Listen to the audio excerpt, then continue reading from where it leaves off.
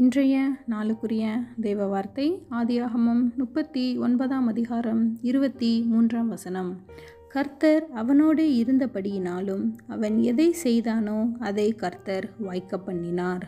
பிரியமானவர்களே, எங்கள் வேத வசனம் அழகாக கூறுகிறது, கர்த்தர் அவனோடு இருந்ததினால் அவன் செய்ததெல்லாம் வாய்க்க பண்ணினார் என்று சொல்லி.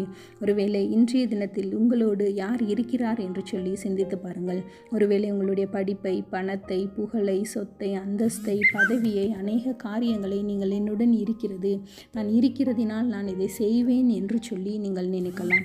ஆனால் கர்த்தர் சொல்லுகிறார், கர்த்தர் அவனோடு இருந்தபடியினால், யாரோடு? யோசேப்போடு இருந்தபடியினால் அவன் எதை செய்தானோ அதையெல்லாம் வாய்க்க பண்ணினார் என்று சொல்லி வேதவசனம் கூறுகிறது.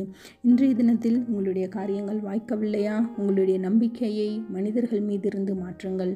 நிச்சயமாகவே கர்த்தர் உங்களோடு கூட இருந்தால் அதை வாய்க்க பண்ணுவார்.